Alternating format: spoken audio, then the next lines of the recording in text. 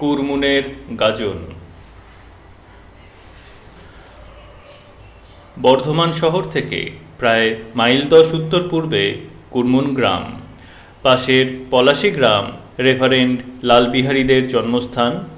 একাধিক পলাশী নামের জন্য কুরমুন সহ কুরমুন পলাশী বলে বিখ্যাত। এই গ্রাম্য পরিবেশী বেঙ্গল পেজেন্ট লাইফ গ্রন্থের উপজীব্য। রামমোহন রায় দ্বিতীয় বিবাহ করেন কুরমুন গ্রামের শ্রীমতী দেবী নামে এক ব্রাহ্মণ কন্যাকে। গ্রামের ঈশানেশ্বর পাড়ায় তাঁর শ্বশুরালয়। কুরমুন ও পলাশী দুটি গ্রামই বেশ প্রাচীন গণ্ডগ্রাম।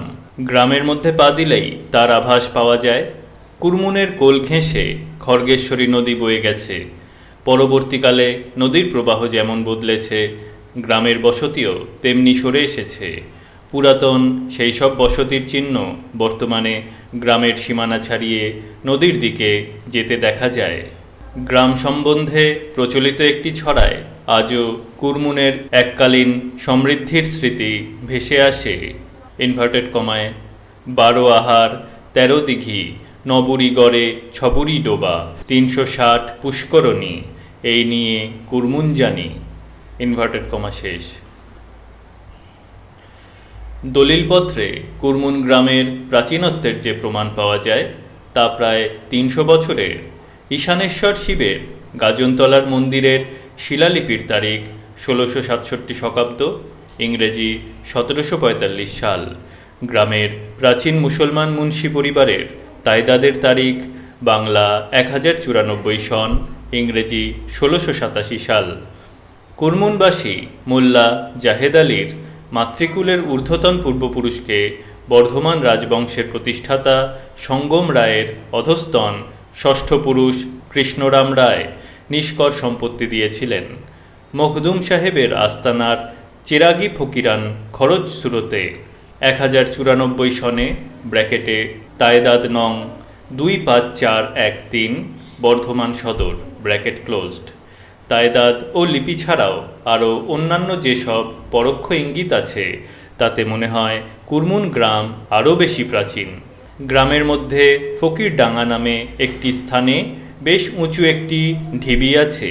কোনো ইট পাথরের গৃহের ধ্বংসাবশেষ মনে হয়, কারণ এখনও পাথরের স্তম্ভের বড় বড় খণ্ড ও অজস্র ইটের টুকরো তার চারিদিকে ছড়িয়ে আছে দেখা যায়। গ্রামের লোকের বিশ্বাস এখানে শাহজাহানের আমলের একটি মসজিদ ছিল। ভগ্নাবশেষ ও তার অবস্থান দেখে মনে হয় এটি বেশ বড় মসজিদই ছিল এবং ফকিরডাঙ্গায় একসময় মুসলমান পীর ফকিরদেরও বসতি ছিল। এখনও কুরমুনের মুসলমান পাড়া এই ফকিরডাঙ্গার কাছে। এখানকার গ্রাম্যপথের উপর মাটি খুঁড়ে অনেক কবরও পাওয়া গেছে। কবর ছাড়া পথের মধ্যে মধ্যে পুরনো পাতকুয়োর ভাঙা পাটা, এমনকি সম্পূর্ণ পাতকুয়ো পর্যন্ত বেরিয়েছে। দেখে মনে হয় বেশ প্ল্যান অনুযায়ী গ্রামের মধ্যে এই পাতকুয়োগুলি প্রতিষ্ঠা করা হয়েছিল এক সময়। ঠিক এই রকম সব নিদর্শন বর্ধমান জেলার মঙ্গলকোট গ্রামেও দেখেছি। গ্রামগুলি মোগল আমলেই বেশ প্রসিদ্ধি অর্জন করেছিল মনে হয়। মঙ্গলকোটের মতন কুরমুনও মুসলমান প্রধান সমৃদ্ধ গ্রাম ছিল। মোগল যুগে কয়েকটি সম্ভ্রান্ত মুসলমান পরিবার ও রাজকর্মচারী এই গ্রামে বসতি স্থাপন করেন। অন্তত সপ্তদশ শতাব্দী থেকে মুসলমানরা কুরমুন গ্রামের অন্যতম বাসিন্দা হয়েছিলেন মনে হয়। এখন মুসলমান পরিবারের সংখ্যা অনেক কম এবং প্রাচীন পরিবারের মধ্যে মুন্সি ও মোল্লা বংশই অন্যতম। মোল্লারা গ্রামস্থ পীর মখদুম সাহেবের খাদেম বা সেবায়েত। গ্রামের উগ্র ক্ষত্রিয় ও রাঢ়ী শ্রেণীর ব্রাহ্মণরা প্রাচীনদের মধ্যে অন্যতম। মণ্ডল উপাধিধারী উগ্র ক্ষত্রিয়রাই ঈশানেশ্বর শিবের বিখ্যাত গাজনের পরিচালক এবং ঘোষাল ব্রাহ্মণরা পূজারী। মণ্ডলদের পূর্বপুরুষ সন্তোষ মণ্ডল ব্র্যাকেটে, যিনি ঈশানেশ্বরের শিবের উৎপত্তির কিংবদন্তির সঙ্গে প্রত্যক্ষভাবে সংশ্লিষ্ট ব্র্যাকেট ক্লোজড, বাংলা 1161 সনে যে জীবিত ছিলেন মুন্সি পরিবারের একটি প্রাচীন তায়দাদ থেকে তার প্রমাণ পাওয়া যায়। 1161 সনের একটি তায়দাদে দেখা যায় যে বর্ধমান রাজ মদদ মাস দিচ্ছেন শেখ আজিমুদ্দিন ও তস্যপুত্র কলিমুদ্দিনকে, এবং সন্তোষ মণ্ডল তার অন্যতম সাক্ষী। সন্তোষ মণ্ডল যদি তখন বৃদ্ধও হন, তাহলে তাঁর কাল 1100 সনের পূর্বে বলে মনে হয় না। কিংবদন্তি হল এই সন্তোষ মণ্ডলই স্বপ্ন দেখে খড়ি নদীর কলমিশায়রের দহ থেকে ঈশানেশ্বর শিবকে নিয়ে এসে গ্রামে প্রতিষ্ঠা করেন। সন্তোষ মণ্ডলের বংশধররাই বংশ পরম্পরায় ঈশানেশ্বরের গাজন পরিচালনা করেন। সুতরাং কুরমুন গ্রামের ঈশানেশ্বর শিবের বিখ্যাত গাজনোৎসব প্রায় 250 বছরের প্রাচীন উৎসব বলে ধরে নেওয়া যেতে পারে। হাড়ি, বাগদি ও ডোম প্রভৃতি জাতির বাস এককালে গ্রামে খুব বেশি ছিল। এখনও কুসমেটে, তেঁতুলে ও দুলেদের বাস যথেষ্ট আছে গ্রামে। গ্রামের উত্তরে হাড়িদেরও বাস আছে এবং হাড়িদের মেয়েরা আজও গ্রাম্যধাত্রীর কাজ করে। গ্রামের পশ্চিমে একসময় বিশাল ডোমপাড়াও ছিল, এখন প্রায় নিশ্চিহ্ন হয়ে গেছে। হাড়ি, বাগদি ও ডোমরা ছিল প্রধানত ধর্ম ঠাকুরের পূজারী। দুলেপাড়ায় এখনও এক ধর্মরাজ আছেন, তবে ঈশানেশ্বরের প্রভাবে ম্লান হয়ে গেছেন। পূজা দুলেরাই করে। এছাড়া কুরমুনের পূর্বপাড়ায় বুড়ি গাছতলায় কাঁলা চাঁদ নামে আর এক ধর্মঠাকুর আছেন। সেবায়েত তন্তুবায় দেয়াসী বলা হয়, এখন ব্রাহ্মণে পূজা করেন। বৈশাখী বুদ্ধ পূর্ণিমায় উৎসব হয়। ঈশানেশ্বরের গাজনের সময় এখনও সন্ন্যাসীরা বুড়ি গাছতলায় কালাচাঁদের মন্দিরের সামনে জমায়েত হন। বর্ধমান তথা রাঢ় দেশের আরও অন্যান্য অনেক গাজনের মতন কুরমুনের ঈশানেশ্বর শিবের গাজনও পূর্বের ধর্মের গাজনের রূপান্তর বলে মনে করার সঙ্গত কারণ আছে। শিবের অধিকাংশ ভক্তা বা সন্ন্যাসীরা প্রধানত গোপ, বাগদি, দুলে, ডোম প্রভৃতি সম্প্রদায়ের, বিশেষ করে শ্মশান সন্ন্যাসীরা। এছাড়া কালাচাঁদ ধর্মের মন্দিরে যে একাধিক কুর্মমূর্তি ধর্মঠাকুর দেখা যায়, তার কারণ পূর্বে গ্রামের মধ্যে একাধিক স্থানে ধর্মঠাকুর প্রতিষ্ঠিত ছিল এবং ক্রমে তার পূজা বন্ধ হওয়ার জন্য অথবা পূজারী বংশ লোপ পাবার জন্য মূর্তিগুলি একটি মন্দিরে এসে জমেছে। সকল ধর্মরাজের এক বিরাট সমবেত গাজনোৎসব হতো মহাসমারোহে। তারপর গ্রামের প্রধানরা বোধহয় একে শিবের গাজনে পরিণত করেন সকল জাতির হিন্দুর সমাবেশের জন্য। গ্রামের মণ্ডলদের কথা সকলেই মেনে নিয়েছেন।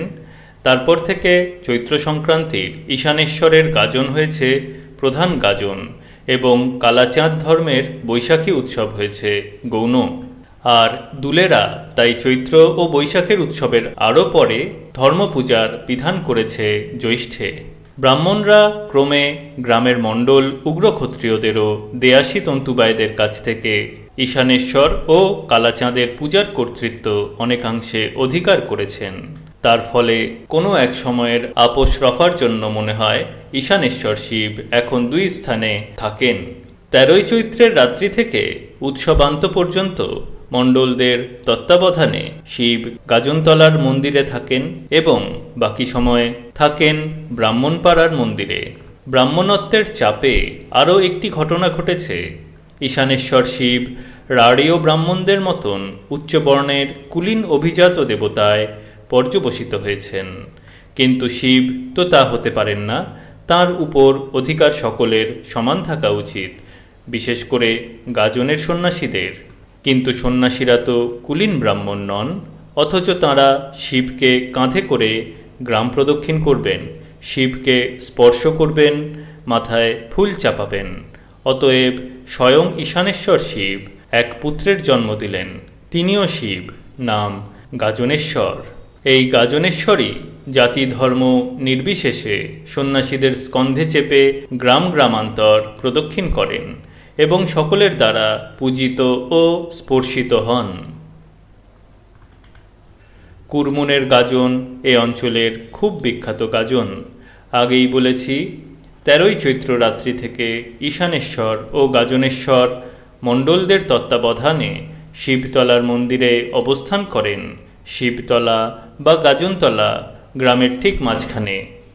25 থেকে 28 চৈত্র ব্র্যাকেটে মাস বাড়লে 26 থেকে 29 ব্র্যাকেট ক্লোজড 4 দিন শিব গ্রাম প্রদক্ষিণ করেন। গাজনেশ্বরী পালকি করে পাশাপাশি গ্রামে যান। সন্ন্যাসীরা পালকি বহন করেন। 28 বা 29 কুরমুন পলাশী পাঁড়ই গ্রামের সন্ন্যাসীরা গাজনতলায় জমা হন। নানা রঙে মুখ চিত্রিত করে সেজে গুজে নাচতে নাচতে তাঁরা আসেন। আগে যে মুখোশ পরে নৃত্যের প্রচলন ছিল তা বেশ বোঝা যায়। এখন মুখোশ করাও শক্ত, খরচও বেশি, তাই মুখ পেইন্ট করা হয়। ওই দিন কুরমুনের পূব ও পশ্চিম ও উত্তর পাড়া থেকে মাটির পুতুল প্রতিমা নিয়ে এসে গাজনতলায় 3 দিকের 3টি বাঁশের গ্যালারিতে সাজানো হয়।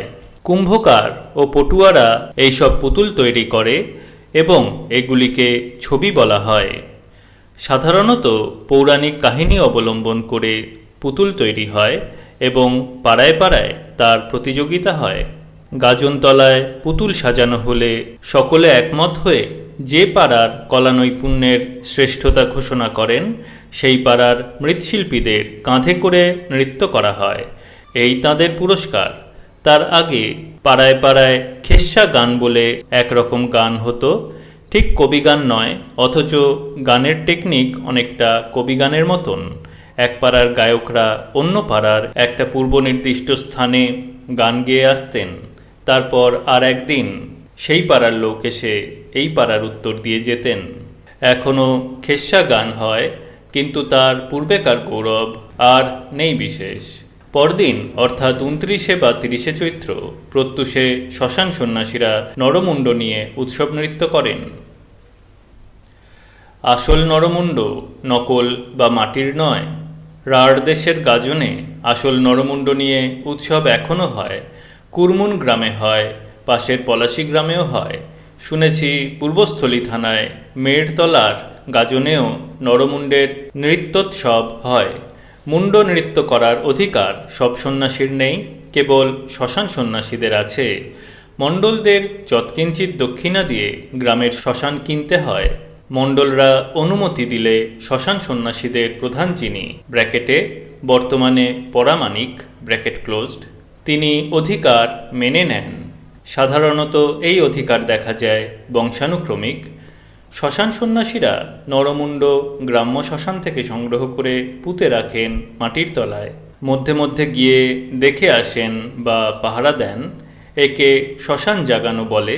হাতে তলোয়ার নিয়ে নৃত্য করে নরমুণ্ডে তেল সিঁদুর লেপন করে রাখতে হয় এবং উৎসবের দিন শেষ রাত্রে নিয়ে এসে গাজনতলায় নৃত্য করা হয়।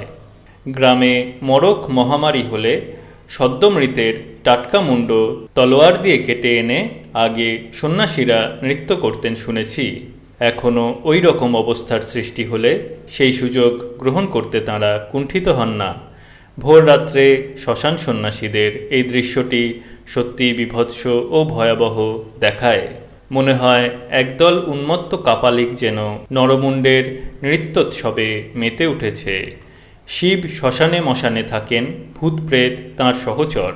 শ্মশান সন্ন্যাসীরা তাই শিবের সবচেয়ে নিকটাত্মীয় এবং অন্যান্য শ্মশান সন্ন্যাসীদের চেয়ে তাঁদের সম্মানও তাই বেশি।